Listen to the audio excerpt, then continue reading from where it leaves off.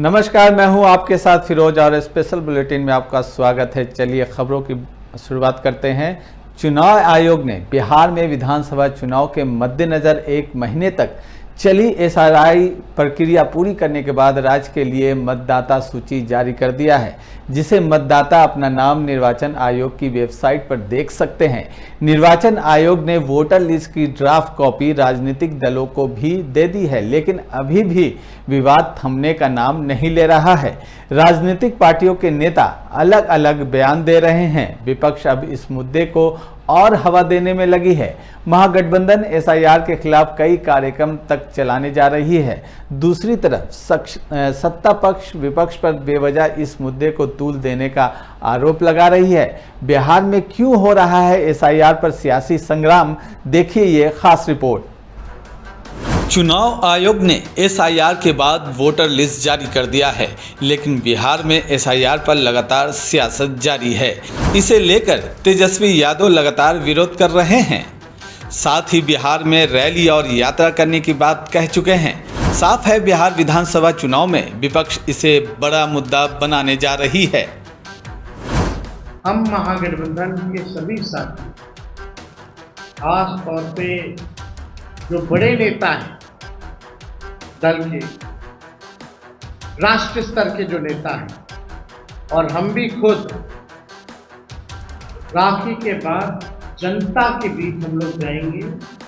हम लोगों की यात्रा होगी और तकरीबन 9 प्रमंडलियों में, यानी हर एक प्रमंडल में हम लोग जो है रैली भी करेंगे। तारीख, रूट जो है आप सब लोगों को कुछ दिनों बाद जो है बता दिया जाएगा, लेकिन जो बिहार की जनता के अधिकार को लेकर, जो बिहार के ज्वलंत मुद्दे हैं, जो जनता के मुद्दे हैं, या जिस प्रकार से वोटर के नाम को काटा जा रहा है, इन तमाम बिंदु को लेकर के हम सब लोग जो है जनता के बीच, और इस यात्रा में राहुल गांधी जी भी शामिल होंगे। इधर विपक्ष पर हमला करते हुए जेडीयू प्रवक्ता नीरज कुमार ने कहा कि सिर्फ हंगामा बरपाना विपक्ष का काम रह गया है। जो फर्जी वोटर होंगे वो लिस्ट से बाहर होंगे। चुनाव आयोग अपना काम कर रहा है। सुप्रीम कोर्ट खुद इस मामले पर सुनवाई कर रहा है। अगर कुछ गलत हुआ तो वो कोर्ट में अपना पक्ष रख सकते हैं। इसमें कोई गलत बात नहीं है। हंगामा करते रहिए। लालू जी सजा याफ्ता है तो उनको चुनाव लड़ने का थोड़े अधिकार मिल जाएगा। लोकतंत्र में यही तो खूबसूरती है संविधान की। चारा घोटाला का सजा याफ्ता व्यक्ति अगर उम्मीद लगाए बैठा हो कि हमको चुनाव लड़ने का अधिकार मिल जाएगा, तो डॉक्टर भीमराव अंबेडकर ने इसका अधिकार नहीं दिया है। एसआईआर पर विमर्श हो रहा था, चक्का जाम हो रहा था, लेकिन हालात यह था कि राहुल गांधी और तेजस्वी यादव गाड़ी पर चढ़ के अपना चक्का चला रहे थे, और बिहार में चक्का जाम और तेजस्वी यादव के गाड़ी का चक्का घूमते हुए नवादा पहुंच जाता है। ये राजनीति का नाटक रेड हैंड पकड़े गए। अब इसी बीच में एक तरफ आप आलोचना कर रहे थे एसआईआर का, दूसरी तरफ बूथ लेवल एजेंट भी आप बहाल कर रहे थे। ये दोहरा मापदंड क्यों? क्या हुआ चुनाव बहिष्कार का? इधर एसआईआर को बीजेपी शुरू से ही सही ठहराते आई है। भारतीय जनता पार्टी के प्रवक्ता प्रभाकर मिश्रा ने कहा कि जो फर्जी वोटर हैं वो बाहर होंगे, जो सही है वो अंदर आएंगे। इसमें कोई शक नहीं है। महागठबंधन के लोग बेवजह हल्ला कर रहे हैं। उन्हें सिर्फ राजनीतिक रोटी सेकनी है, लेकिन उससे कोई फर्क पड़ने वाला नहीं है। फर्जी वोटरों का नाम छंटने के बाद हाय तौबा करने वाले दलों और उनके समर्थकों के लिए सुनहरा मौका है। 1 अगस्त से 1 माह के भीतर वोटर लिस्ट के आवश्यक दस्तावेज के साथ दावा कर सकते हैं। लिस्ट का प्रारूप आज जारी हो चुका है और चुनाव आयोग ने 1 माह की अवधि निर्धारित कर दी है। आज प्रकाशित होने वाला प्रारूप सूची में 7 करोड़ 24 लाख लोगों का नाम आएगा, जिन्होंने गणना प्रपत्र भरा है।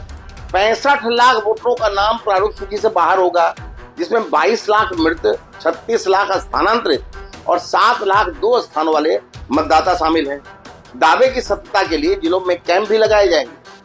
हंगामा खड़ा करने वाले दल और उनके नेता विवरण की सत्यता का दावा कीजिए, दूध का दूध और पानी का पानी न्याय होगा। साफ है, सत्ता पक्ष एक तरफ एसआईआर की तरफदारी कर रही है तो दूसरी तरफ विपक्ष लगातार इसका विरोध। राष्ट्रीय जनता दल के प्रवक्ता मृत्युंजय तिवारी ने एक बार फिर चुनाव आयोग पर सवाल उठाते हुए कहा कि जिस तरह से चुनाव आयोग ने फर्जी काम किया है, इंतजार कीजिए, आने वाले समय में सब कुछ साफ हो जाएगा।